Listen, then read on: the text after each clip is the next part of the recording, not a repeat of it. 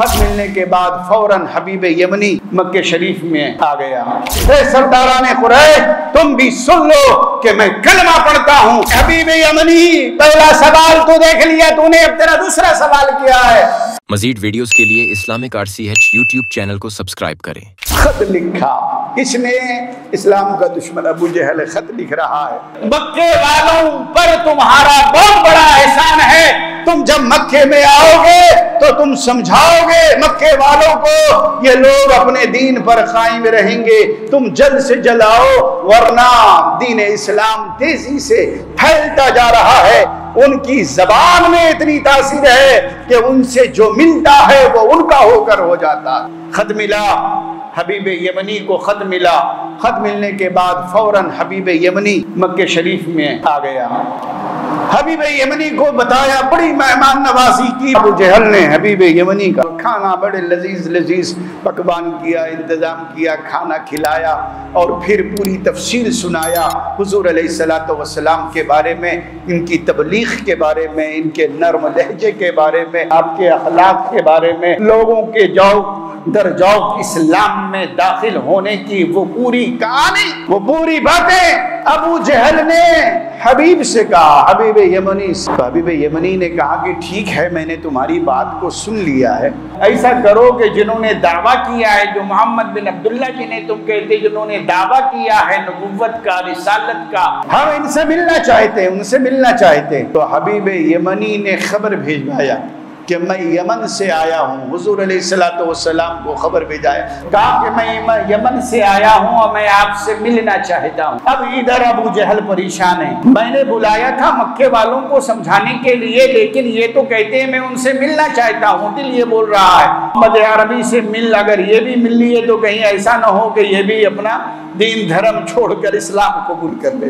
اب دل مار رہا ہے ابو جہل کا، پریشان ہے ابو جہل، مگر وہ کر بھی کیا سکتا تھا۔ حبیب یمنی نے کہا کہ جنہوں نے دعویٰ کیا میں ان سے ملنا چاہتا ہوں اور ان سے کچھ سوال کرنا چاہتا ہوں۔ حضور علیہ الصلوۃ والسلام کو خبر پہنچائی گئی کہ حبیب یمنی ملاقات کے خواہش مند ہے، یمن کے والی ہیں۔ میرے آقا علیہ الصلوۃ والسلام کو جب خبر پہنچائی گئی، میرے آقا علیہ الصلوۃ والسلام ابو بکر صدیق کے ساتھ تشریف لائے۔ حضرت ابو بکر وہ ساتھ لیا، میرے آقا مکے میں آئے، یمن کے پاس، حبیب یمنی کے پاس آئے، ابو جہل بھی ہے، سارے کفاران سرداران قریش موجود ہے۔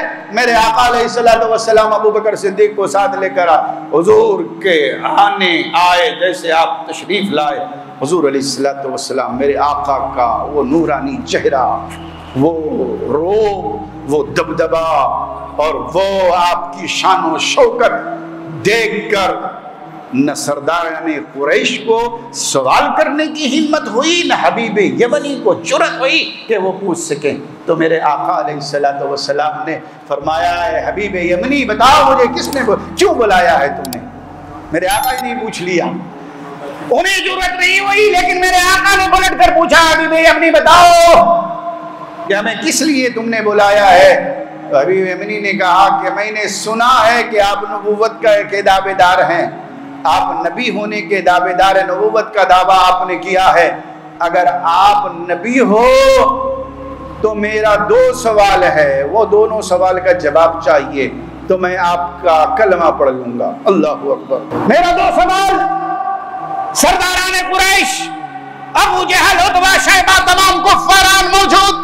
حبیب یمنی جانتا تھا کہ دنیا کا کوئی سوال کروں گا تو دنیا کے کسی جادوگر کا جو ہے معاملہ جو ہوتا ہے وہ دنیاوی چیزوں پر ہوتا ہے، ان سے سوال کرنا ہے تو آسمان کے متعلق کرنا ہے۔ حبیب یمنی نے سوال کیا، آپ یہ بتاؤ کہ اللہ کے نبی ہو تو یہ بتاؤ یہ 14ویں رات کا جو چاند چمک رہا ہے اپنے آپ کے ساتھ اس کے 2 ٹکڑے کر بتاؤ۔ 14ویں رات کا چاند 2 ٹکڑے کر کے اسے بتاؤ۔ میرے آقا علیہ الصلوۃ والسلام نے جبل ابی قبیس پر آپ تشریف لے گئے، تمام صحابہ، تمام کفاران قریش، سرداران قریش کی موجودگی میں ابو جہل بھی ہے، حبیب یمنی بھی ہے، سارے کفاران قریش موجود ہیں۔ میرے آقا ابو بکر صدیق کے ساتھ جبل ابو القبیس پر تشریف لے گئے اور فرمایا، آپ نے انگلی کا اشارہ فرمایا، اللہ اکبر، 14ویں رات کا چاند ہے، अपने आप और ताप के साथ चमक रहा था।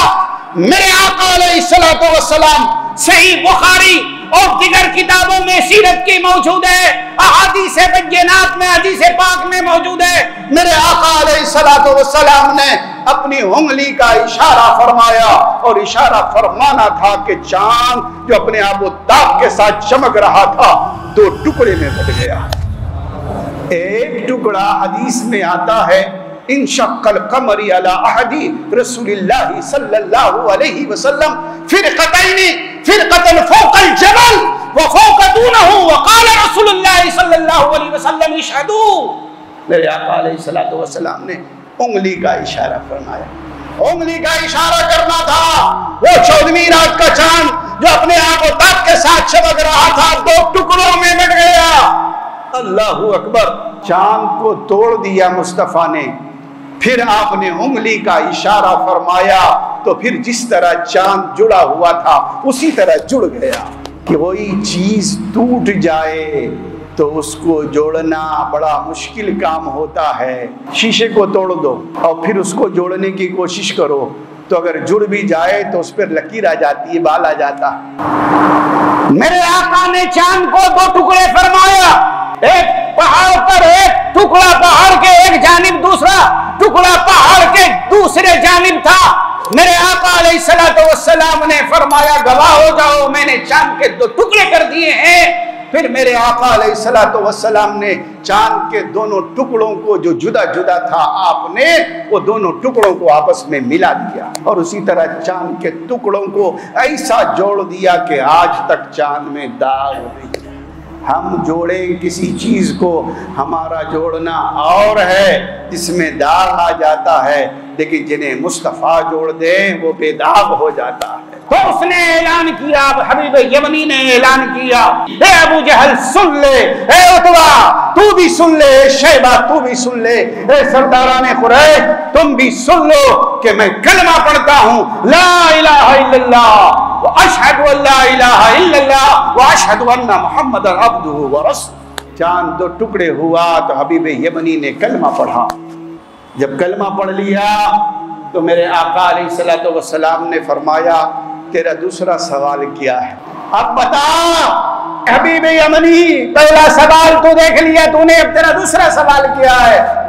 अब तो मुसलमान हो गए थे हबीब यमनी, ईमान ला लिए थे हबीब यमनी। अब इनके सवाल का अंदाज बदल गया।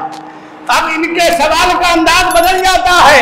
जब हालत कुफ्र में थे तो कहा था मैं चांद को दो टुकड़ा होना देखना चाहता हूं, आप नबी हैं।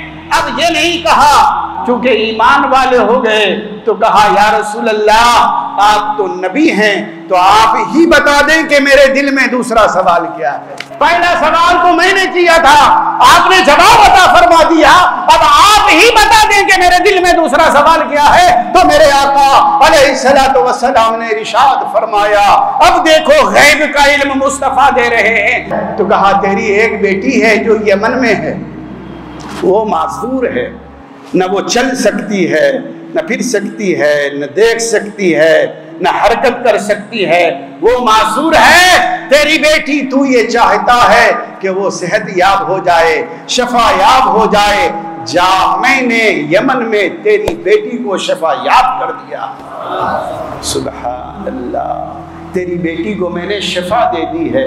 खुदा की कसम कुर्बान जाओ, हबीब यमनी जाता है। जब हबीब यमनी जाते हैं और अपने घर पर दस्तक देते हैं तो वही बेटी जो मासूर थी, जो हरकत नहीं कर सकती थी, जिसका जिस्म काम नहीं कर रहा था, जो चलने फिरने से मासूर है, अब हबीब यमनी घर पर जाकर कई दिनों के बाद दस्तक दे रहे हैं तो वही मासूर बेटी अपने बाप का इस्तकबाल कर रही है, अपने बाप का इस्तकबाल कर रही है।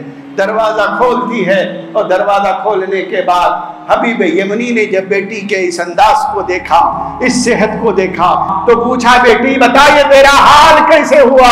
تو حبیب یمنی کی بیٹی نے کہا کہ جس شب میں آپ نے کلمہ پڑھا اسی شب میں ایک بزرگ ہستی سفید لباس والے نورانی چہرے والے میرے پاس آئے اور انہوں نے فرمایا کہ بیٹی تیرا باپ مکے میں اسلام قبول کر لیا ہے، تو بھی اسلام قبول کر لے، میں تجھے صحت یاب کر دیتا ہوں۔